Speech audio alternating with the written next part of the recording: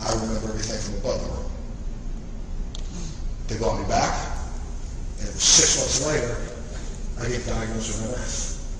So I had like a double whammy, one right after another, back to back. And I'll tell you that, here's a guy who, at the time when my diagnosis came in, I was weighing about 230. I literally was working out, trying my best. I just done a whole spring for muscle fitness, thinking with the man didn't mean And, I thought I was really on top of the world, and then all of a sudden, I get this diagnosis, and I'll never forget, I walked in the doctor's office. I was in Round, Utah, to film an episode of Touched by Nature, where I used to do a lot of acting, and that character I happened to play, I think it was the worst character I could ever play. I was playing a guy who was a cult leader who was going to kill all these people. I'm the only person that Touched by Nature where Roman Downey at the end of the movie said, "Should we save him?" She said, "Nah, hell." So they sent me straight to nowhere. But in around that episode, it's very funny, because every now and then they do show that and repeat on different stations. You'll notice that through that episode, I play this cult leader, this guy, this kind of Jimmy Jones guy, but at the big fire scene, I'm crying throughout the fire scene because I'm getting ready to kill 500 people.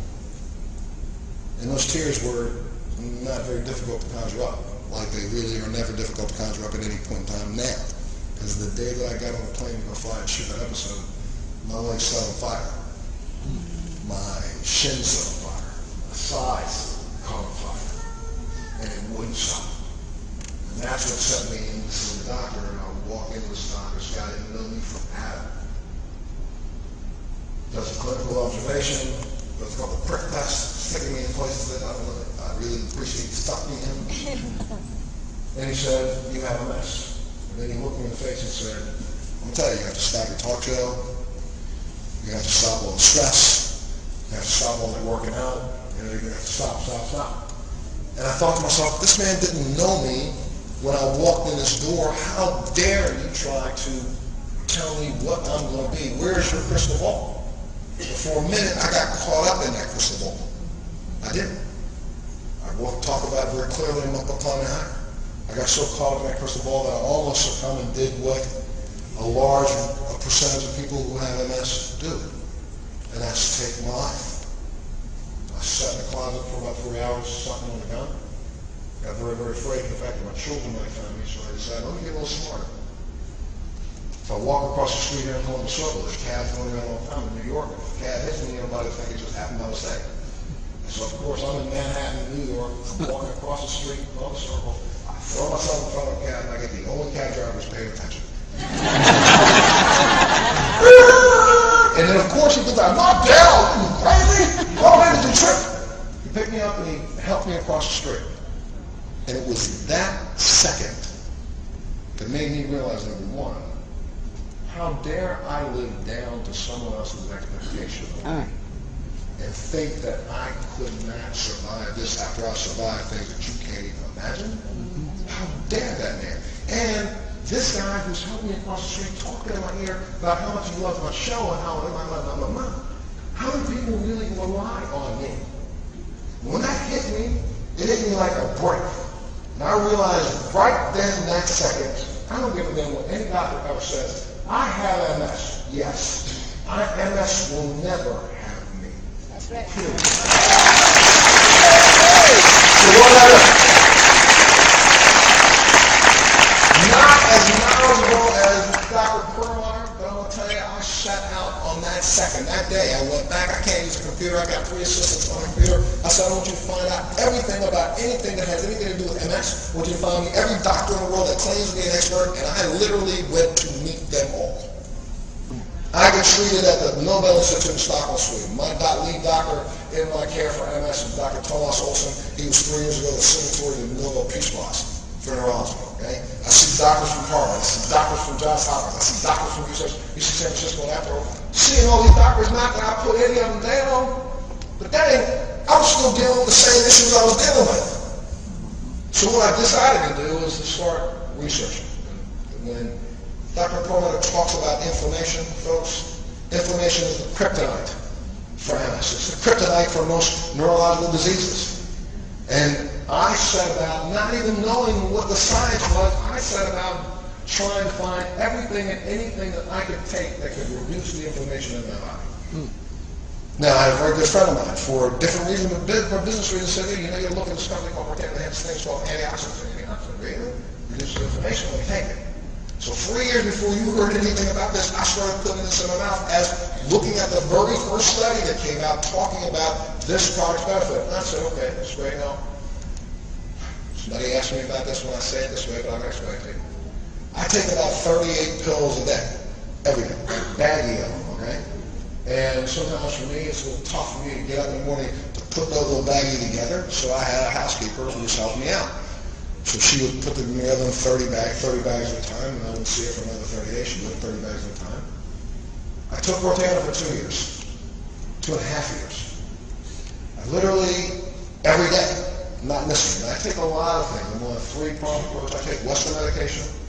I take a holistic program, and I have a whole hormonal replacement program. I feel very strongly that you need to have every single weapon in your quiver you can have to go to war. Yeah. And Protein was one of those weapons in my quiver. This was completely, this isn't a double-blind study, this isn't a clinical trial. I'm just going to tell you Montel. So about 9 months ago, I just didn't start feeling it. Waking up in the morning, dang, my legs dragged a little bit more. Hurt a little bit more. 5 days go by. I'm trying to figure, maybe I'm not taking a shot sometime, or that. Maybe I'm not working out hard enough, or that. I tried to do everything I could to figure out what it was that had changed in my life in the last month that was making me feel a little weird. Couldn't figure it out. So I finally go to the hospital. I said, let me look at my pills. I thought, no, and we'll talk about it, and you're going to hear more information, along the way about other things that help you, magnesium, vitamin D, other thing. Maybe she just was forgetting to put the vitamin D in my bag. Something was wrong. Check the bags, and I realized I hadn't ordered the Protein for 3 months. Okay? And once I ordered, I hadn't sent her down to GNC again for 3 months. The only pill that was missing out of my bag, she had stopped putting it in there for 20 days. Day 21, I started feeling different. I felt that way until day 30, till I finally figured out what it was I was missing. I went back on Protein 8 months ago. That feeling went away in 3 days. So in spite of them doing this project, this is what I take every day. This is one of the arrows in my quiver that I use, and I believe it's because of all the research and science that Dr. Perlmutter has just presented to you that it makes me feel the way I do. And I would say that to anybody on the planet. I don't care what research facility it is. I know what I do. I take my shot. I have to take 3 shots a day.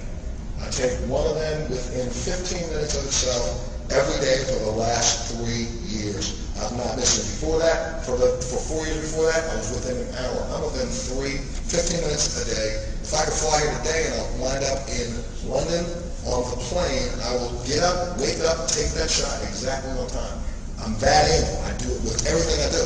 So if the only thing I changed in my life was Protein for 45 days, and that clearly started making me feel worse, and the second I put it back in 8 days later, I started feeling like myself. This is a product that I'm going to be behind, and I'm going to try to make sure I get you behind to help you understand that you're embarking on an opportunity right now that I don't believe has been available in this world, MLM world, but I don't really believe this has been available since the dawn of selling products, because you have a product right now. It's not just about making money, it's about making people feel better. It's about impacting what the national discussion has been in the last couple of weeks, and we all hear everybody talking about healthcare, right? You hear this on the news every day, talking about the bill they're trying to pass. But we're not really trying to pass a healthcare bill. We're trying to pass a sick care bill. How we can continue to react rather than be proactive. And right now you have an opportunity to walk out here and say to people when you talk about this product, this is an opportunity for you to lessen your health footprint. Your healthcare footprint. Why? Because as you start becoming proactive and reducing inflammation in your body, you will reduce your body's chances